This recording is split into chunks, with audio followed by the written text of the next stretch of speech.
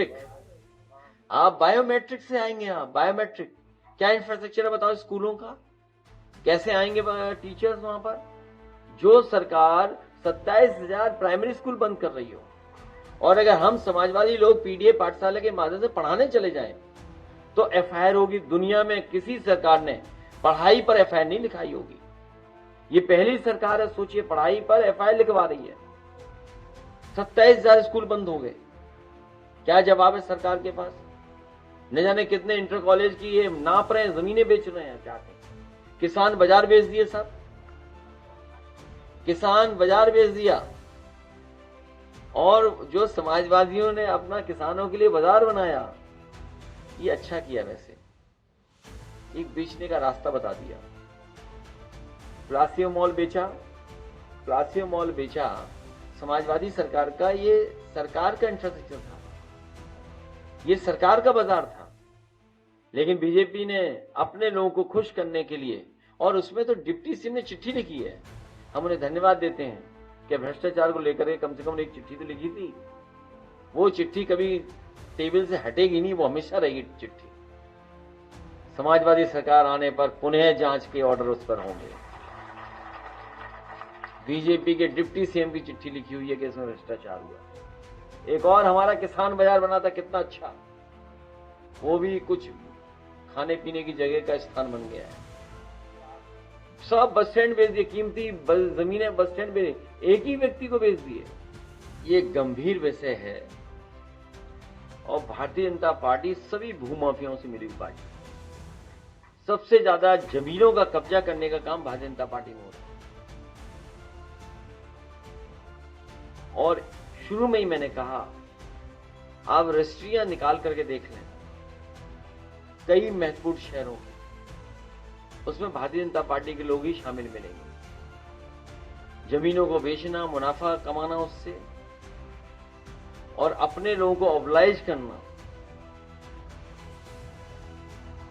ये भारतीय जनता पार्टी लगातार कर रही है। जो चीज 2000 करोड़ की होती, प्लासियो मॉल आज सर्किट रेट के हिसाब से बताओ कितने रुपए का रहा होगा? आज का सर्किट रेट अगर हिसाब लगा लें तो सोचिए कितने कम मामूली पैसों में बेच दिया। किसान बाजार का सोचिए कितना कीमती था, कितने मामूली पैसों से बेच दिया। ये जो आप बांदा की बात कह रहे हैं, सुनने में आया है कि जेनेरेशंस पार्क में भी कुछ हिस्सा प्राइवेट कर दिया, इन्होंने बेच दिया। बेचने की तैयारी है, कोई स्पोर्ट्स के नाम पर बेच रहे हैं। हालांकि अलग बात है, वो डायनासोर जो आए हैं, आपने कभी नहीं देखे थे डायनासोर, लेकिन वो आवाज वगैरह इलेक्ट्रॉनिक और इस तरह का टेक्नोलॉजी है कि लोग उससे खुश हो रहे हैं। तो बताइए वहां भी पैसा कमा रहे हैं। जहां इन्हें पैसा कमाने को मिल जाएगा वो चीज बेच देंगे। ये नए शहर बसाना चाहते थे भारतीय जनता पार्टी के लोग, अपने मैनिफेस्टो में इन्होंने रखा था कि नए शहर बसाएंगे। नए शहर बसाए नहीं, स्मार्ट सिटी के नाम पर इन्होंने अरबों खरबों रुपया लूट लिया। शहर स्मार्ट नहीं बने, क्लास स्मार्ट नहीं बनी, लेकिन बीजेपी वाले खुद स्मार्ट बन गए। मैं धन्यवाद देता हूं, हमारे पत्रकार साथी ने ये जानकारी हासिल कर करके सवाल पूछा है। ये कई बार लोकसभा में भी सवाल हम लोगों ने पूछा, कई बार प्रेस के माध्यम से भी पूछा कि सरकार प्रति व्यक्ति आय सबकी न बताए, कम से कम उनकी आय बता दे जिनको राशन दे रही सरकार। उन तमाम हमारे गरीब परिवारों के सदस्यों की प्रति व्यक्ति आय क्या होगी कि जिनको राशन दिया जा रहा है। और प्रति व्यक्ति आय तो एक आंकड़ा सबका मिलाकर के एवरेज आंकड़ा है, उतना नहीं हो सकता प्रति व्यक्ति आय। ये वेस्टर्न कंट्रीज का तो सूट करता है, वहां तो हर आदमी है इतना संपन्न, लेकिन भारत में नहीं है इस तरह का संपन्न। तो ये जो आंकड़ा भारत का आंकड़ा देते हैं, और तब जब ये कहते हैं कि हमारी अर्थव्यवस्था दुनिया में इतने नंबर पे पहुंच गई है, तो कुछ लोगों की हैसियत बढ़ी है, कुछ लोग मालदार हुए, आम लोग भारत में मालदार नहीं हुए। भारतीय जनता पार्टी और इनकी सरकार, इनके सरकार के फैसले बड़े लोगों को बड़ा बनाना, गरीब को और गरीब बनाने का कार्यक्रम चलाते हैं। और उसी का परिणाम ये है कि आप देखते होंगे कि आज अमीरी और गरीब के बीच में खाई बढ़ती चली जा रही है। ये सुप्रीम कोर्ट का केस है, सरकार ने फैसला लिया। मेरी जानकारी में नहीं, अभी तक मैंने पढ़ा नहीं है। ये पाबंदियां भी और लगेंगी, क्योंकि जिस तरह का सुनने को मिल रहा है और जिस तरह की चीजें आ रही हैं सामने। अभी अमेरिका में एक हत्या हुई है पब्लिक प्लेटफॉर्म पर, वो सोशल मीडिया का स्टार था।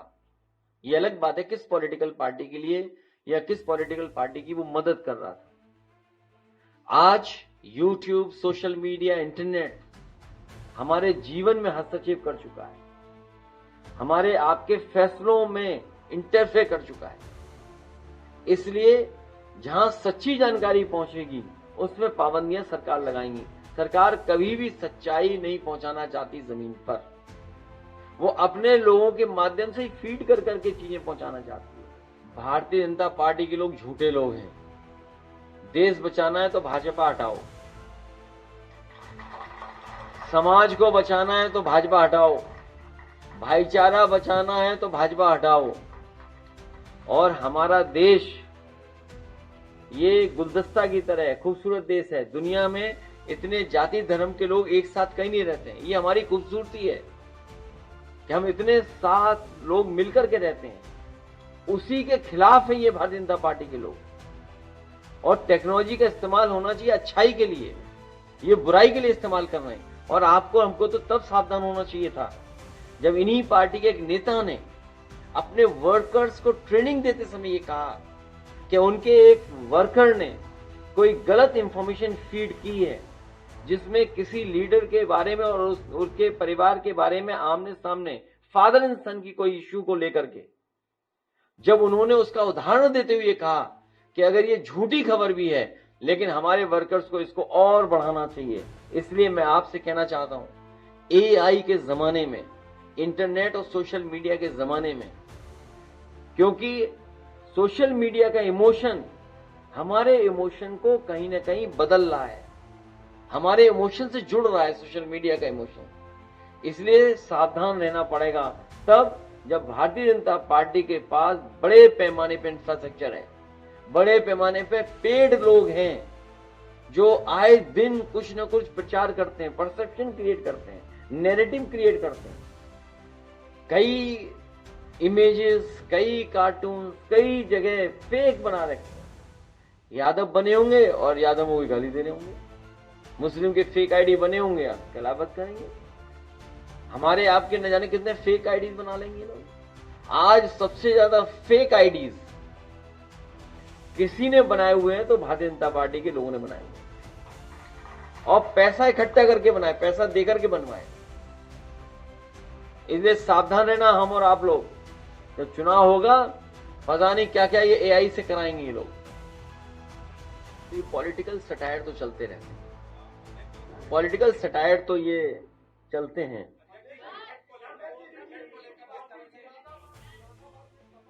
ये आवाज क्या की आ रही है? बादल, इसका मतलब बादल फट न जाए यहाँ।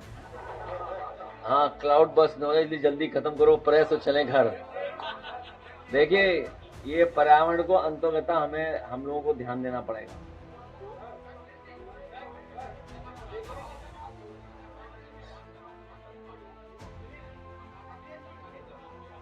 देखिए, आप बुलडोजर चला दो समाजवादी पार्टी की बिल्डिंग पर, जो दूसरों के लिए गड्ढा खोदते हैं, याद रखना एक दिन उसी गड्ढे में खुद भी गिरते हैं।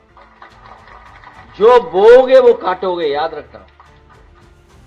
और मैं जानता हूं भारतीय जनता पार्टी इसका गलत इस्तेमाल भी करेगी। देखो, समाजवादी पार्टी अभी सरकार में नहीं है, अभी से हड़काने लगे।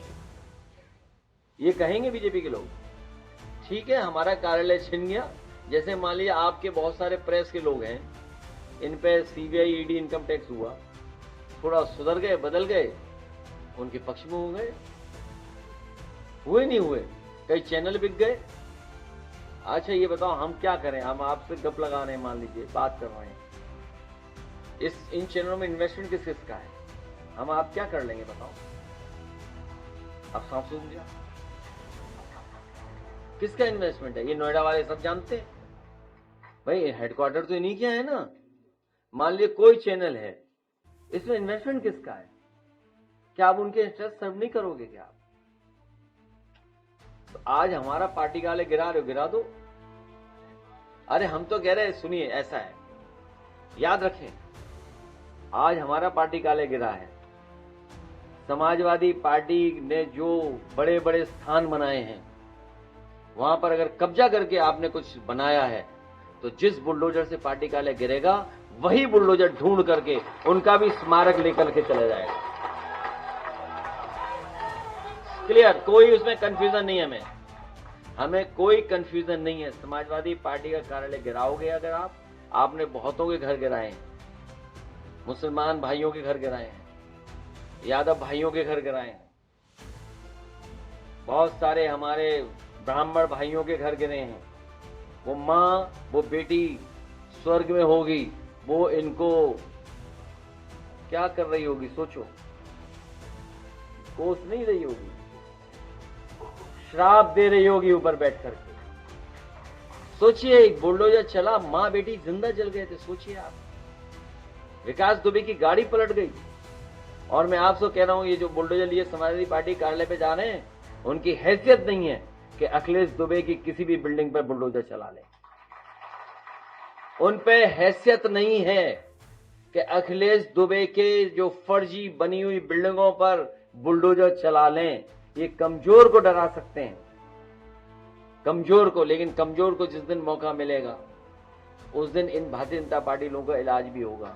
और इलाज एक दूसरे का कर भी रहे हैं, आपको पता है, एक दूसरे का इलाज भी कर रहे हैं, ऐसा नहीं है, एक दूसरे का इलाज चल रहा है आराम से।